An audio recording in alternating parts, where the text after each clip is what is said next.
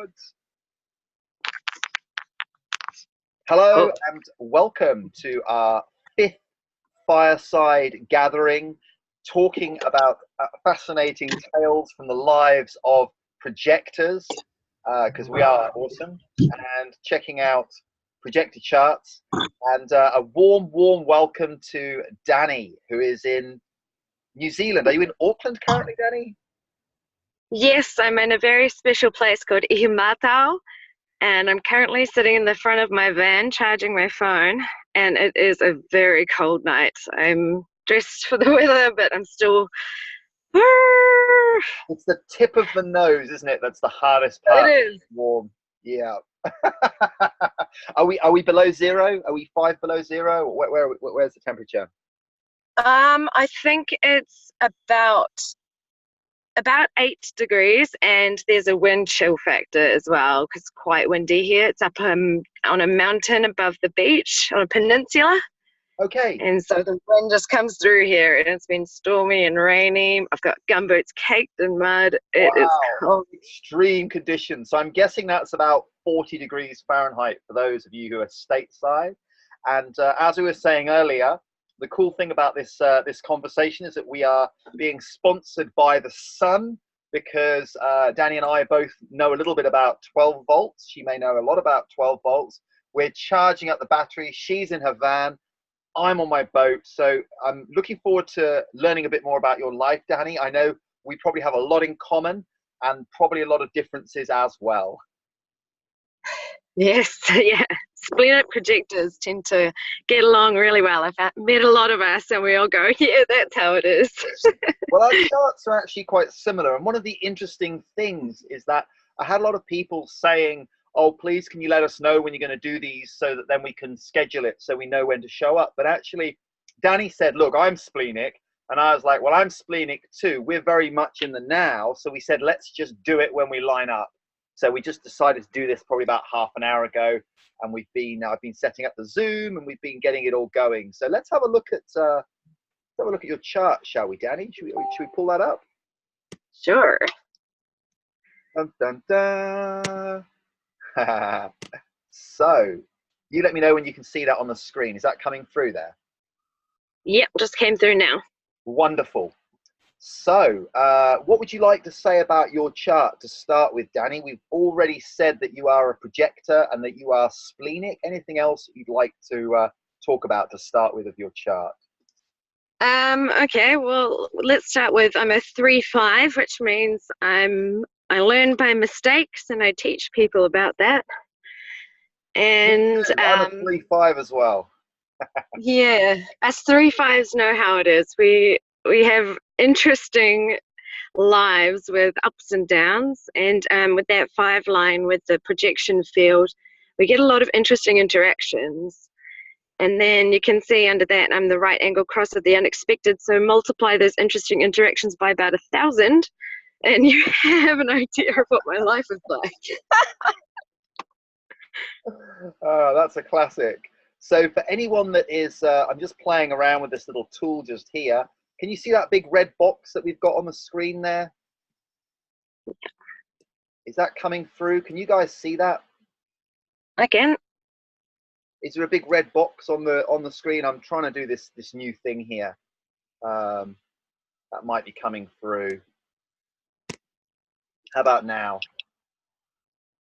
Yeah, I got that. Cool. So that's where the profile is.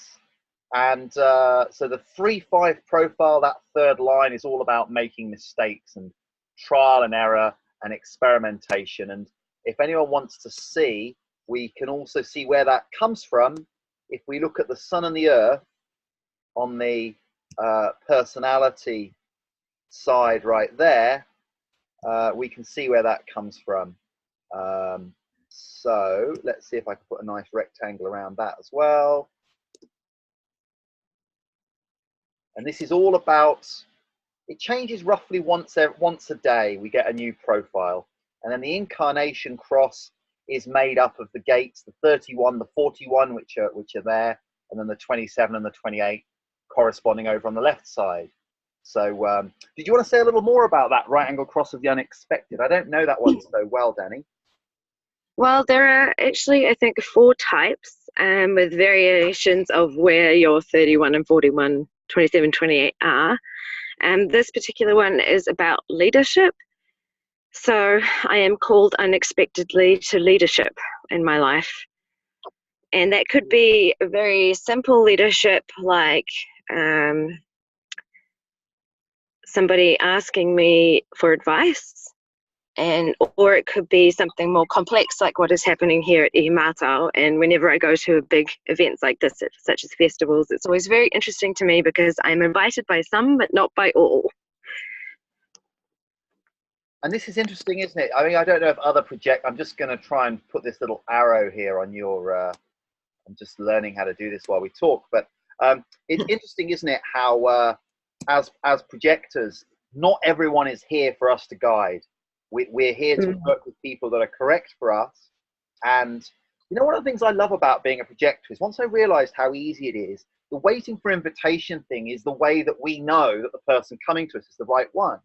So it makes perfect sense that some people would be, receptive, and others not the correct people for you to be guiding. So that's I love it when there's that clarity, right?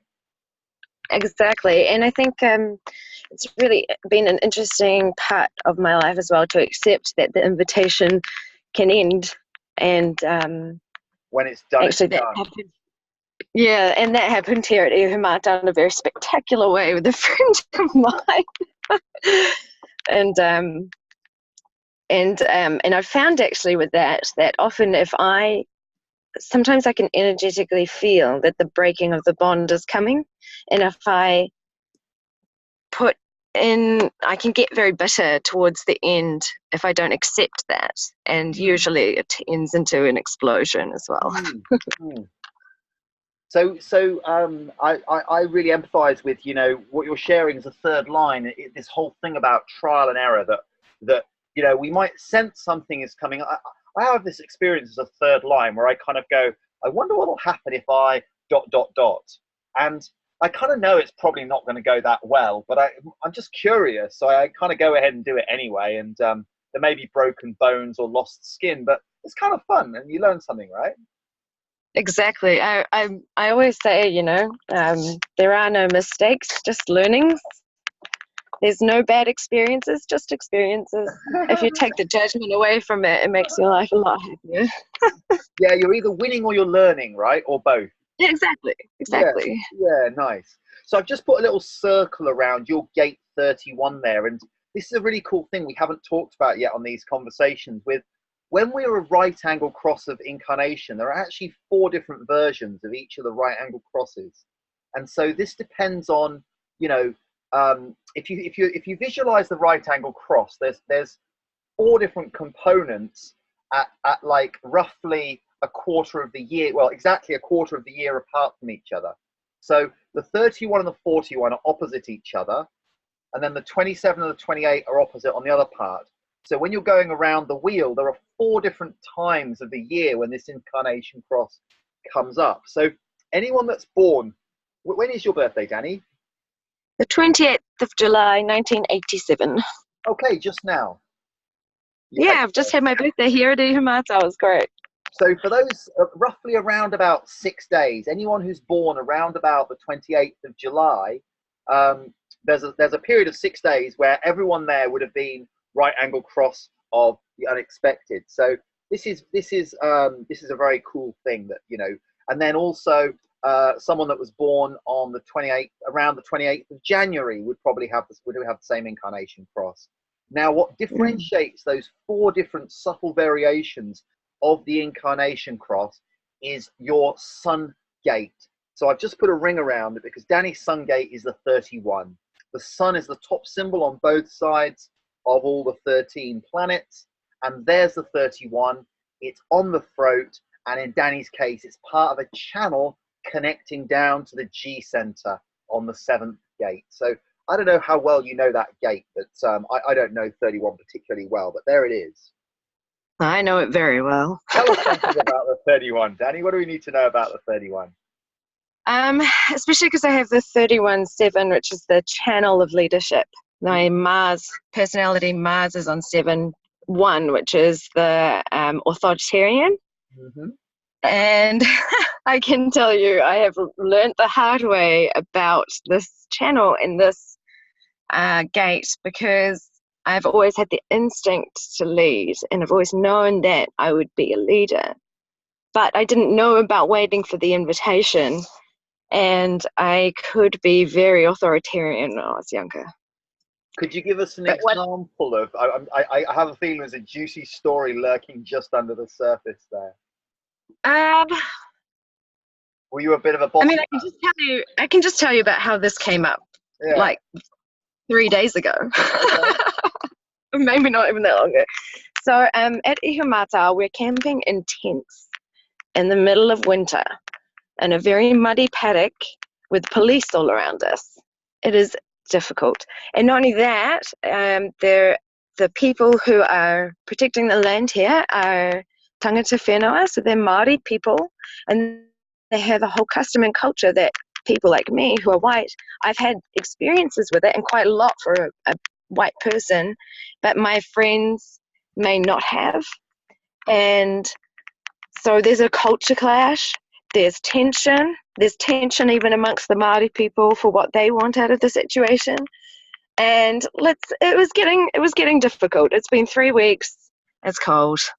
And my friend, I brought a tent to set up as a school, and my friend had invited me to do that in a way, but not formally. And so when I put the tent up, she began putting some of her things in it. Now, this friend is the right angle cross of service, however, never cleans up anything, including my van. Even when she's staying in it, she trashes it. It's just incredible the amount of trash this woman can make. So I said, no, that's the school tent. She's like, you what? I'm like, that's the school tent. You can't go in there. Authoritarian about it, you know. You can't go in there. That's the school tent. You can make your mess anywhere else, but not there. And she did not like this at all. And she actually ended up leaving the camp because she thought that I was taking over the camp and was going to dictate the whole lot. What she doesn't understand is that I was just saying about that tent, but she can feel in my aura that I have the potential to be a dictator. And when I was a kid, I was definitely a dictator. Similar camping situations, but with like Girl Guides and things. And I'd be the leader, and I'd be telling everybody exactly how to put their things, and nobody liked me. This really reminds me of something I don't know if you saw those readings that from Ra that have been posted in a couple of the groups, and in one of them, what Ra was talking about was he was talking about in cultures where they would, in a time of crisis, where there was shit that had to get done, and there was like they were about to be invaded or whatever it was, they would summon someone who was a general who would have this energy of, they're going to kick ass, they're going to get shit done, and they would invite them to be a dictator for that period of time, because when shit's going down, you don't always have time to form a council or a committee and make all these decisions that way. So what he was saying was that for that period of time, the person would be a leader, and they would have the authority to do what was needed to be done. And what he was saying was that in that invitation, when accepting that invitation, the condition needed to be there with the invitation of, it's not just a case of the so-called person they've come and said, right, we want you to be a general, that person then says, right, if I'm going to do this, we do it my way, there's no questions, and this is how it's going to be, and for this period of time, I'm the boss. So there's that is very much it.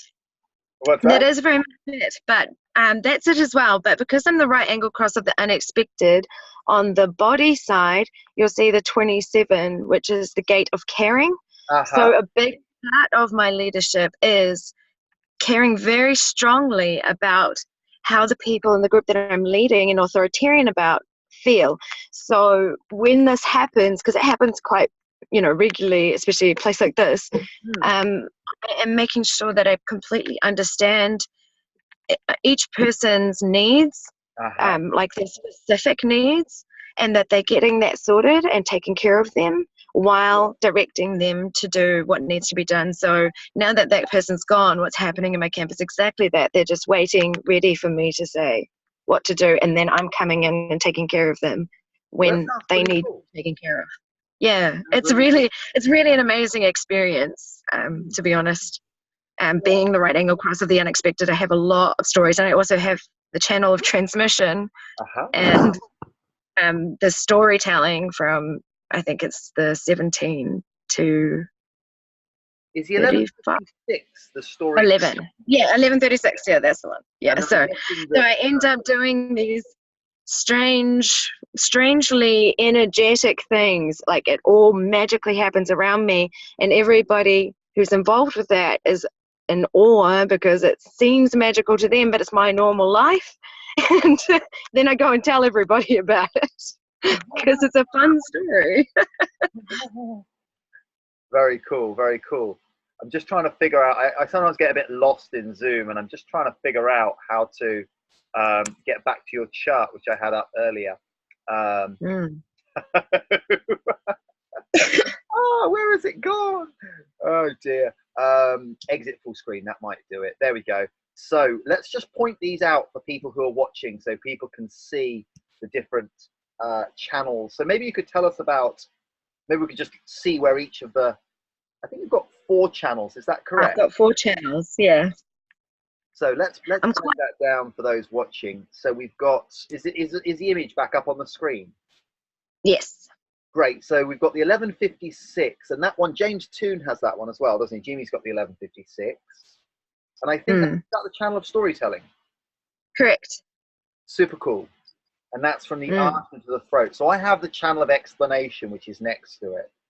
That's the other one. But I also have the 17 and 11, both conscious and unconscious for me. So I have a lot of ideas and opinions.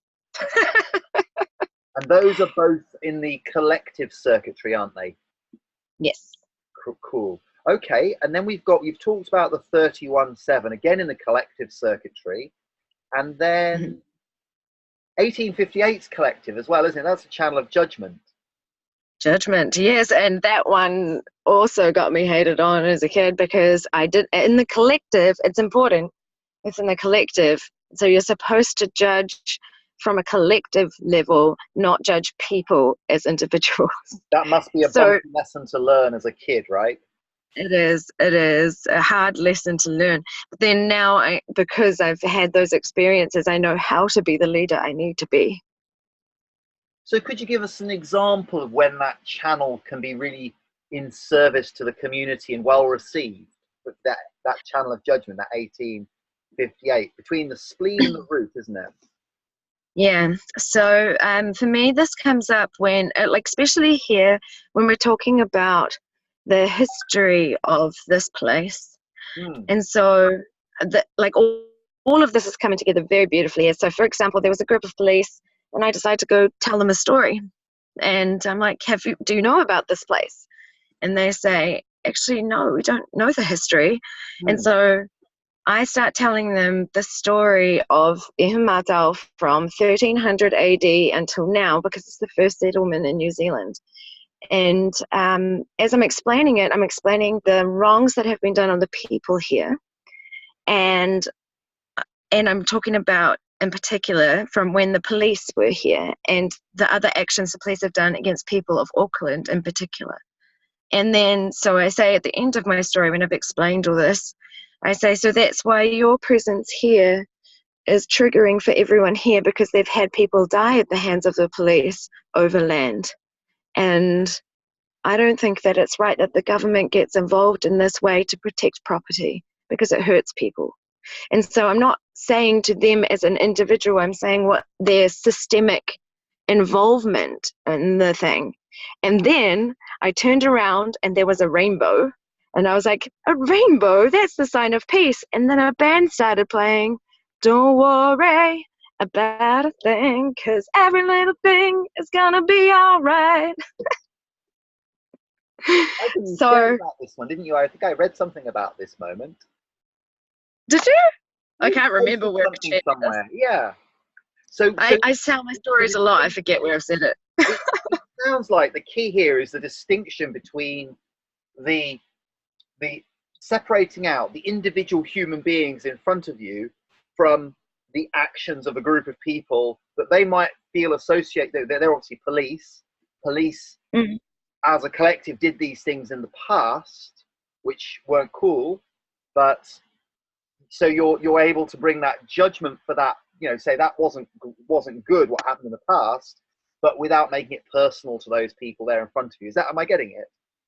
Yeah, exactly. And like, because I've got the ideas and opinions going on, I'll give people corrections for the system that they cannot enact. But as a collective, if we all believe in these corrections for the system, they become part of the system. The system changes. So, I mean, as I said in my bio, I studied sociolinguistics at university as well. So it's like I always knew that this was what was important, that the collective understanding is what's creating the environment that we all live in, and how language use changes that collective running of the systems.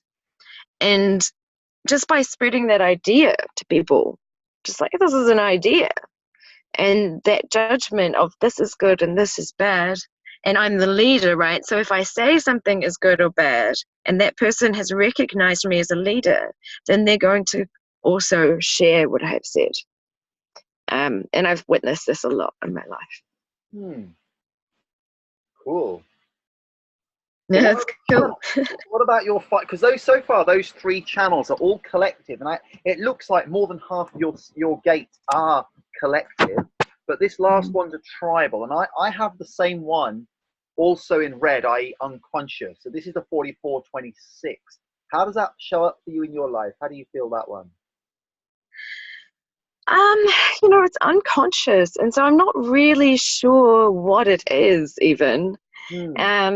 I guess, like, for me, the idea of transmission is just my like, I cannot seem to stop myself from trying to get my message across, no matter what, you know. And and with my throat defined, when somebody I think you do connect my split, I feel this wave of energy that wants to transmit, just talk and talk and talk. And I'll sit with a friend and they're like, I'm in admiration of how long you can talk. I can just keep going. Because you've got and how your chart and my chart are actually very, very similar. Very similar. The key difference is you have the G center and I have the head.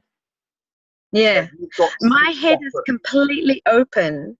Yeah, I wanted to ask you about your open centers. Maybe because we got a lot of things. You've got 6 defined and 3 undefined. Of course, we all projectors have the sacral undefined, but you've got 2 that are totally not even any gates on them, right? The head and the emotional. So if we look at my sacral has a lot of gates on them, so I often have a lot of energy available to me because I have so many gates available for activation. So let's break this down. Where should we go first, Dani? Which, because there's a lot of juicy stuff here, because you're an energy projector with a lot of gates on your sacral. You have 2 totally undefined centers, and maybe we could just finish talking about this 4426, because I feel I have a bit of insight on that one. Should we do that one? Yeah, I'd love to. Yeah, so I know it as the sales channel. That's the kind of the nickname of it. And so for me, I'm a bit like you. I have my spleen and my root connected, although mine is the channel of struggle, which is like next door to yours. You've got half of it.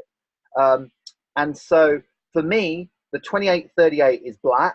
You've got the 1858 in black. And then the other one is this sales channel's in red. So I've always been conscious of struggling in my life, where I'm guessing you would always be conscious that you've had this capacity for judgment in your life.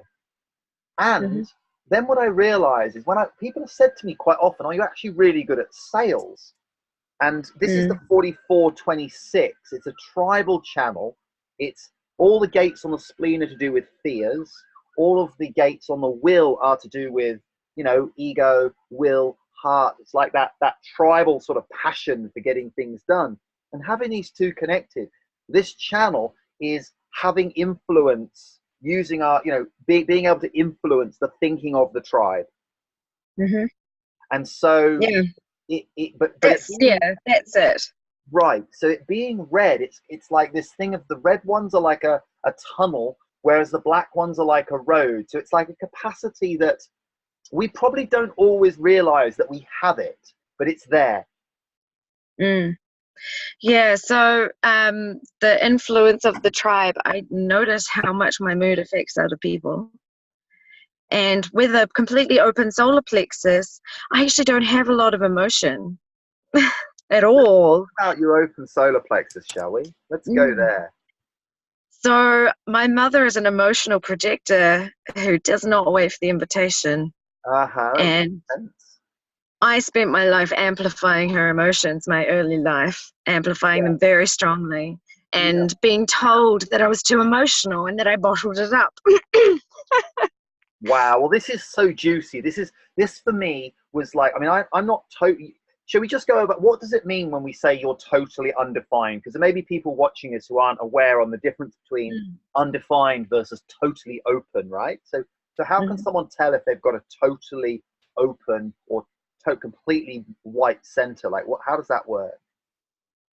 So now that I'm aware of it, I'm aware that almost any time that I'm feeling emotional, I mean, I get upset, I get ups and downs, happy. It's just like any normal person, but I don't have a wave that I wait for clarity, and I don't have any defined sense of my emotions. So what tends to happen is that when the stars are in there, or I'm around an emotional person, that is when I will feel emotional, and it will be the same as the people around me. So on the days here that we call Tamatea, the beginning of August is a chaotic time, and it was a chaotic time for everyone here, and I was feeling all of those emotions. But as soon as I drive away and I park somewhere away from everyone, it's gone. Is Temate the sleeping giant that's over on there's a part of there's a Steiner teacher training center somewhere in Temate. Tamatea, sleeping giant. Yep. Yeah, I've been there. Boy, oh man, yeah. Okay. Oh, cool. It's like when you look at the hills from a certain angle, it's like this warrior lying on the ground, like lying down. It's super cool. It's beautiful. It's beautiful. Super cool. Yeah. So in this emotional area that's all open, I find myself, I'm quite empathic, in that I can sense what people are feeling and needing around me, and so I'll often just know when something's going on. A friend of mine, a couple of friends of mine have borderline disorder, and they lived together, which was not a good idea. And then they started getting quite emotional, and that one's an emotional projector and one's an emotional generator. And they got into a cycle of emotions. And so then I went in there to help them, to one of them to move out and to deal with what was going on, because they were both self-harming as well. So a lot of emotions. It was like standing in the center of a tornado. But in that moment, because they needed me to be completely calm, I wasn't amplifying their emotions, and I was aware of my stillness and my boundaries in that sense. But then I was also aware that if I did not stay focused, that I would easily get swept up in it, and I could feel it all around me. And juicy topic. I love this topic, and it's really cool the way you have I mean, for anyone who's new to this, the way we're talking about Dani having a totally completely open solar plexus. So as you look at the body graph, it's the triangle to the right. So if you have that colored in brown, then that means, you know, not Dani, obviously, anyone who has it colored in brown is an emotional authority generator. Now, the reason that it's called the solar plexus, it's also called the emotional center, and the way it works is it has like a wave. It sort of comes and goes in these different rhythms. It's a very powerful motor, and it's kind of like the trump card of all of the different centers as far as authority. So roughly 50% of people have this center defined. Now, very interestingly, I come across nowhere near 50% of the people I come across as projectors are emotionally defined. So that's very interesting. However, anyone with this center defined, it's their authority. They have no truth in the now, and their job is to their strategy or their authority is to wait for that emotional wave to ride out. So wait for, could be like a week maybe, to make any important decision so they can feel the ups and feel the downs. Now, the flip side of this center is anyone who has it undefined, i.e. white, as Danielle and I have, we feel things in that emotional realm. And with any of these white centers, Dani and I both have 3, with any of these centers, we amplify what is in others and what is in the field around us. So someone like Dani you'd probably have the experience of like, I mean, it's exactly what you say. You walk into a room, all this stuff is bubbling under the surface, just through your presence gets amplified up. So, and everyone's thinking, Dani, you brought all this drama into the room, whereas it actually wasn't your drama in the first place. It was just you being in the space meant everyone could feel it all of a sudden. And it's like, for me, such a powerful realization, because I was always trying to clear emotion. I was always trying to clear this feeling of drama from out of my system. But then realizing actually it wasn't mine meant I could just accept it and let it kind of wash through me and not be attached to it, and just be like, oh, wow, you guys are really emotional. Okay. And not have to, like, you know, get engaged too deeply in the drama.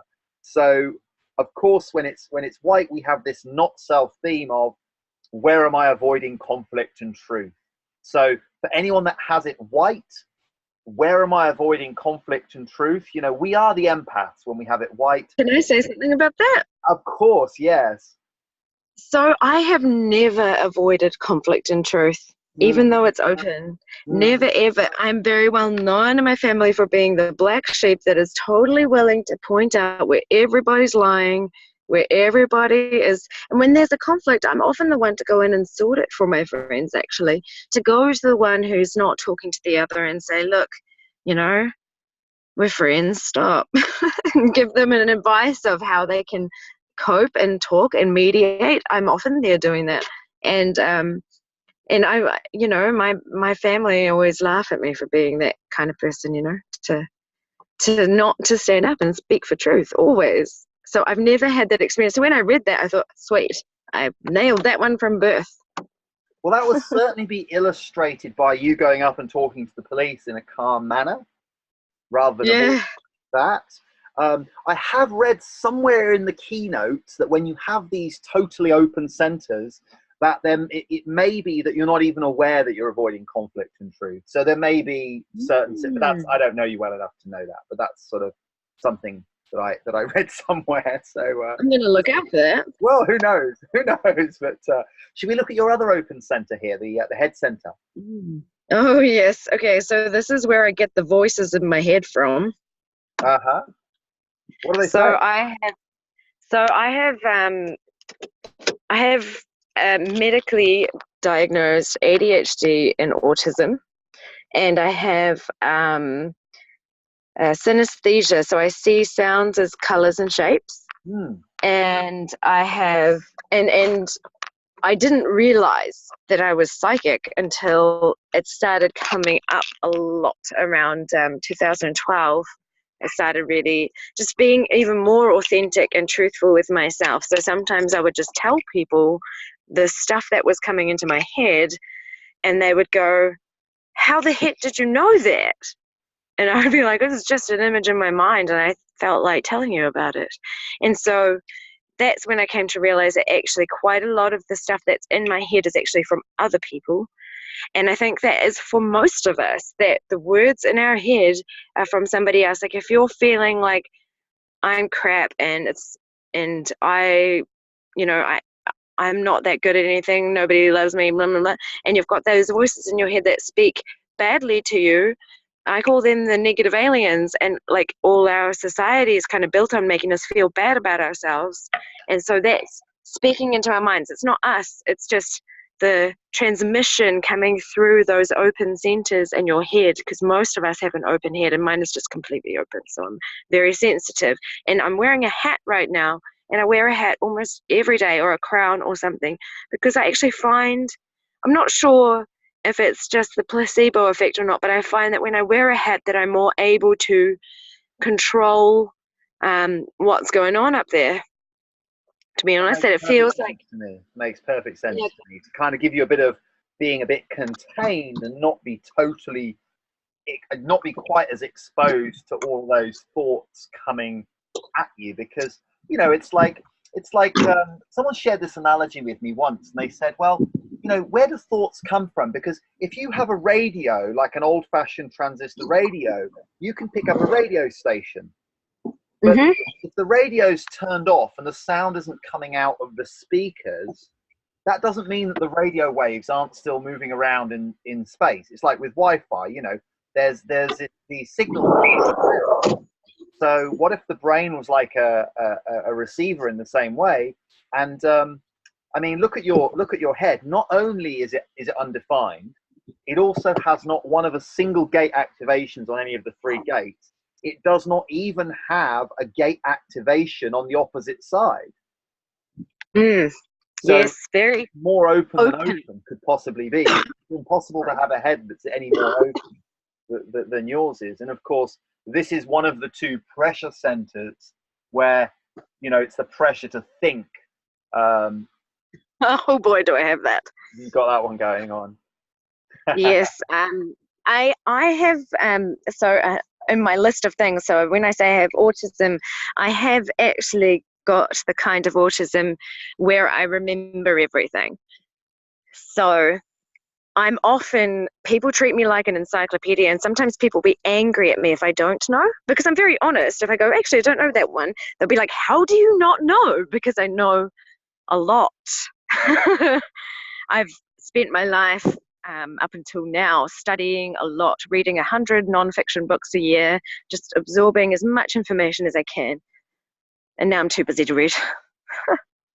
I want to pick up on something you said a moment ago, because it's the first time I had the thought, just as you were saying it, that with the open head, there's actually 2 places that thoughts can come from, right? One Right. is the actual head center, but let's face it, I have a defined head center, and I think it's about 30% of people have it defined. But even for us with a defined head center, I'm just going to shut my skylight because it's raining cats and dogs. But even for those of us with that one defined, just give me 1 second. Ah! This has been me with a 10. Man. There we go. Because of course the not self happens in anywhere where there's white in the chart, there can be not self. And that's where the programming can go into us from our parents, from not self interactions, from societal conditioning to say, you know, children should be seen and not heard, or girls should be pretty and not say anything, or, you know, all these ideas that get passed on that are not self, that are kind of the it's like the layer that goes on top of us, and then we have to work through to get back to who we really are, right? So Exactly.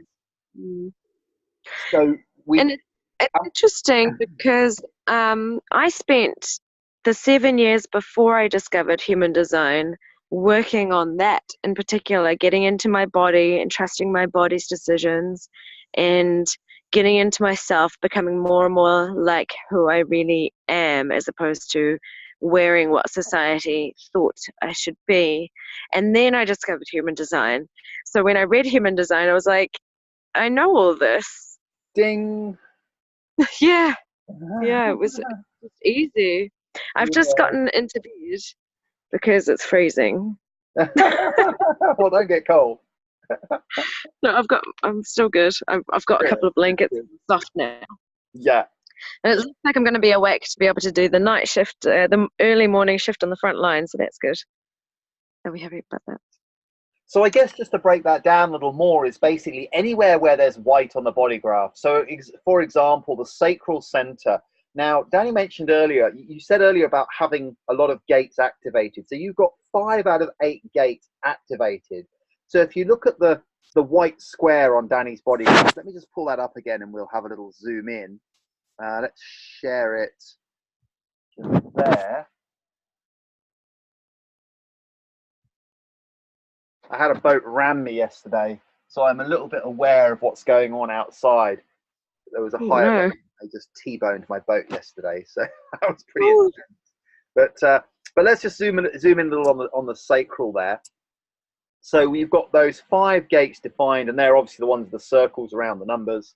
So also you have 2 motors out of 3 possible for a projector. You've got the will and you've got the root as motors. So, you know, same as me, it makes sense that you would have a fair bit of energy, especially for you having those 5 gates on the sacral, which are just waiting to light up your sacral. Now, did you go through a phase in life of having burnout and trying to be a generator? Yes. and working too hard? I have had burnout, especially when I had my child and I was doing pretty much everything. And she's a manifesting generator, so and she's even said to me before, "You're stealing my tummy energy," and she didn't even know about human design at the time, so I find that interesting. Is she a pure manifesting generator, like the 2034? She's not sure actually. Yeah. She's no, I can't think off the top of my head. I'm too tired. How old is she now? She's 6.5. Oh, cute. She's got so much energy. It's very difficult for me as a projector. Yeah. She doesn't sleep. Well, that's what I know nothing about, but it sounds intense. Yeah, when I'm here, when I'm at a festival or at a community thing where people are close together, I find that I can just go and go and go and go, and I have to really have strong boundaries to say enough is enough, because I can hurt myself and hurt other people. And I have big energy. Strange things happen around me. Say again, sorry. Pardon? I also have really big energy when I'm amplifying, and strange things happen around me. I've had a very strange experience at the festival I went to at the beginning of the year, actually multiple, about like how you could see people were just magnetizing to each other, but not just that, like the interactions with the big fire burns that they did, and with some speakers that I blew by dancing on them multiple times.